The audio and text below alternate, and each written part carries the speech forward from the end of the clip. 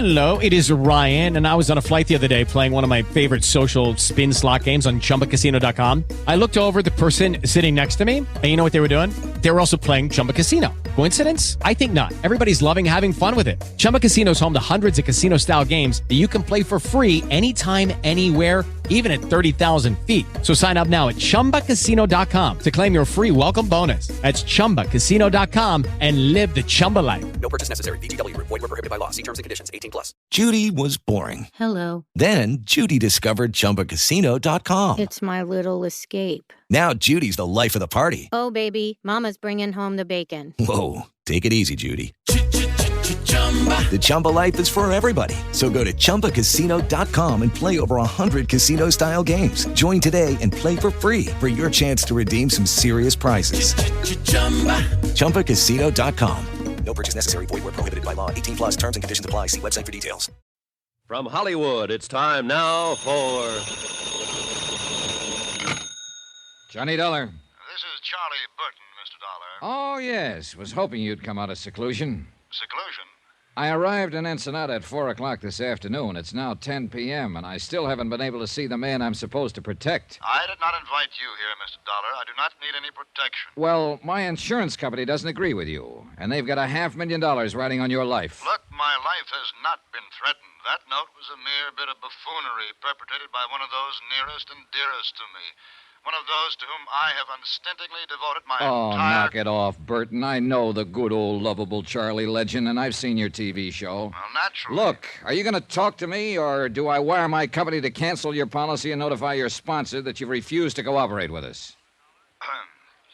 Mr. Dollar, you may come down to my room in 10 minutes. I'll be there in an hour, Burton. You wait on me for a change.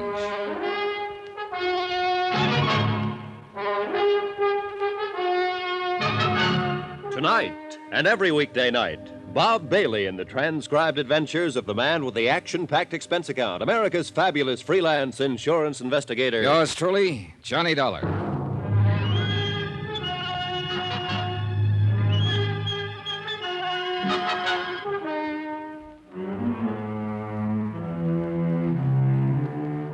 From Special Investigator Johnny Dollar, location Ensenada, Mexico. To the Home Office, Union States Casualty Company, Hartford, Connecticut. Assignment, The Laughing Matter. Expense account continued. Item 5, $1.40. Taxi from the hotel in the village to the Commandancia of Police on Frente Avenue. I wanted a rundown of one of the maids at the hotel, a girl named Velena Morales. I'd seen her on the hotel terrace shortly after dark near Charlie Burton's room. Seen her arguing with some man who'd managed to slip away from me in the darkness. Captain Peral said he'd check with me later and politely avoided asking what it was all about. If he had, I couldn't have told him. The Charlie Burton comedy show was on location at Ensenada, Mexico, and Frank Maltz, the producer, had frantically phoned Hartford and claimed Burton's life had been threatened. Burton thought it was a practical joke. Maltz didn't know. Neither did I. But I was there to find out.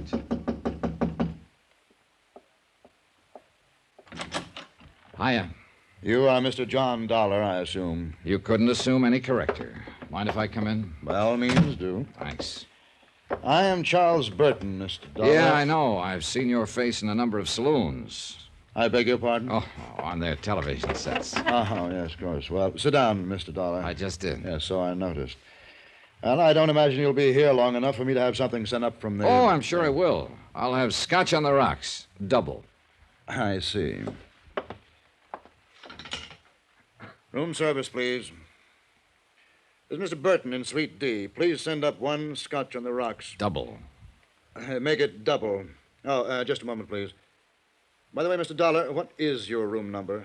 I can't seem to remember it at the moment. Why don't you just charge it to yours and then bill me for it later? If you think you're...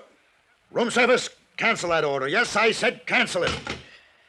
I will not tolerate this high-handed attitude from a hireling, sir. But not your hireling, Burton. Now, let's get a few things straight right now. From what I've heard about you up to now, I don't like you. And when I get to know you better, you like it or not. And I certainly do not. And there's nothing you can do about it. Oh. Try throwing your weight around with the insurance company, and they'll cancel your policy. And if that happens, you'll have sponsor trouble right up to your neck. If you think you can I think you're not intimidate- going to let it happen, Burton. You can't afford to. So cut out the kidding and let's get on with it. You know, I like you, Dollar. You're so uninhibited. I'm going to buy you that... Nope, sorry. Why not? I didn't want it in the first place. It was only a way to get your goat, break down that phony guard. But have one yourself, though. Now, drinking is not one of my vices. Oh, so that explains it. Explains what? It wasn't one of Hitler's vices, either. You're so delightfully insulting, you know. One can hardly take offense. Too bad. I'd hoped for better results. Would you mind telling me just who exactly is responsible for this prejudiced opinion you have of me? Well, as I remember, it was fairly unanimous. As I know, you talked to Frank Maltz. Maltz, of course, is bitter because he hasn't been given complete control of my show. Or any control, the way I hear it. As long as it's the Charlie Burton show, Mr. Dollar, Charlie Burton intends to run it. Only the gods are immortal. Isn't that what the murder threat said? I'll get to that. Then there's Gloria Dale, my leading lady. Dear Gloria. I suppose she told you I've treated her very badly. Practically forced her to sign a contract that pays her several $1,000s a week. A hideous fate, actually. It could be. And Al Schreiber? Did he mention the fact that I took him out of a 40-a-week burlesque house and taught him the subtleties of high-class, big-time comedy?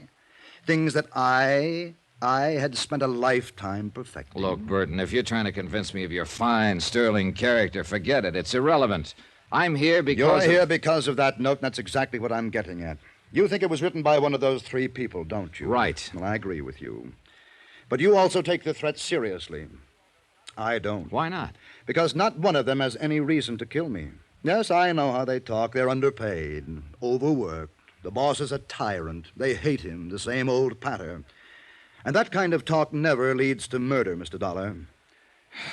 Yeah, you've got a point there, I guess. That note was pushed under my door yesterday as a crude attempt at a joke. Nothing else. Then Maltz lost his head and had you sent down here from Hartford. And the whole thing has become ridiculous. You may be right. Well... You sure you won't have that drink? No, thanks. Oh, by the way, there's a maid at the hotel here. I believe she works all the rooms along the terrace here. A small girl, very pretty, with short curly hair. Oh, yes, Valina. Oh, you've noticed her then? Oh, quite. I find her utterly charming. Would you happen to know whether she's married? I really didn't bother to ask. Does it matter? Not to me, but it might to her husband. You are determined, aren't you? There must be some reason why you're so scared. Scared? You do have a preposterous imagination. Good night, Mr. Dollar. It wasn't my imagination. Burton was scared, or worried, or upset. At any rate, something was bothering him. But at the moment, he was covering up for some reason, and there was nothing more I could do to push him. So I gave up for the time being and went back to my room. But I wasn't ready for sleep, and the terrace outside my windows lying empty in the moonlight seemed inviting. And even more so, the sound of breakers 100 yards beyond. I followed a winding path through the hotel gardens and came out into Sandy Cove.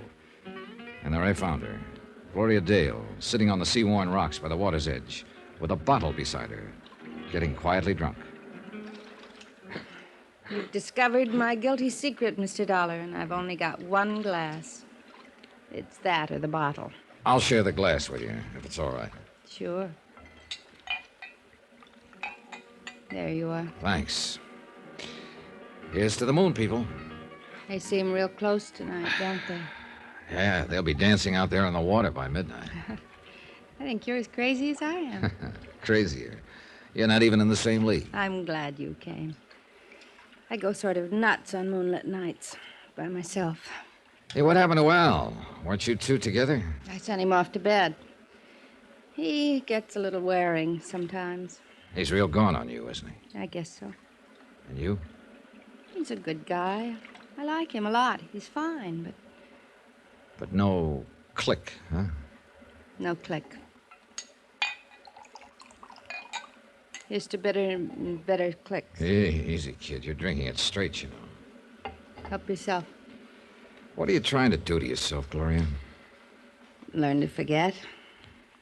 Forget the emptiness, the hollowness. There's nothing in me anymore. Except the hate, of course. There's plenty of hate. For Charlie Burton? For Charlie Burton. Do you hate him enough to kill him? You've always got your eye on the ball, haven't you, Mr. Dollar? More or less. Would you like to tell me about this emptiness? No, I don't think so. All right. Why not, though? It's the edge of the land and the edge of the sea. And you're from the moon, and you'll go back there at dawn. So why not? Here's to the moon. It makes people crazy. Hey, save half of that one for me. Oh, sure. Here you are. Yeah, just leave it there. So? Well, a year ago, my contract was up. And I was leaving the show. And I was about to be married. Jerry, his name was. And he's the only man I ever really loved. Uh-huh. Burton was furious. Said I was letting him down. I was ungrateful. But he couldn't stop me because my contract was up. And one morning I got a note from Jerry. Special delivery. We were through, it said. Why? No explanation. Just a cold, vicious note. That same morning, Jerry left town with a friend. Chartered a plane and went to Canada on a hunting trip. And you didn't find out the reason for it? Later, yes. At the time, I was hurt. I was terribly hurt. I signed a new contract and went on working. And months later, I got the story roundabout. What was it? A private detective, one of the crooked ones, had gone to Jerry with a complete report about me, supposedly. My private life, field reports, affidavits, statements, even photographs. A fake, the whole thing. But it convinced Jerry. You know who was behind it? I can guess. Sure. Good old, lovable Charlie Burton. He wanted to make sure I'd sign that contract. But when you did find out, why didn't you go to Jerry? I wish I could have. That hunting trip, the plane, it crashed. Jerry never came back. He was killed. That's crazy, huh? Oh, no, easy, sweet. Do I hate Charlie Burton enough to kill him? That's what you asked me, wasn't it? Sure, I hate him enough. 1,000 times enough. Only I haven't got the nerve. So what do? I drink. Gloria. The hotel. Help me get back there. Please, Johnny. Will you take me home? Love and hate, and the Black Sea Rocks, and a lunatic's moon at midnight. And no help on this earth for a wounded heart but time itself. A tide was rising now, and rising fast. And hidden by the darkness, a wave curled and broke. And time ran out. I lunged out of bed and fumbled in the blackness for my robe and slippers and gun. Yeah, who is it? Charlie Burton. Open up, hurry. Dollar, you've got to protect me. Somebody took a shot at me through my window from the terrace. Oh, it was probably just a crude, practical joke. Joke? Joke? This is no laughing matter. Don't you understand, Dollar? Somebody's out to kill me.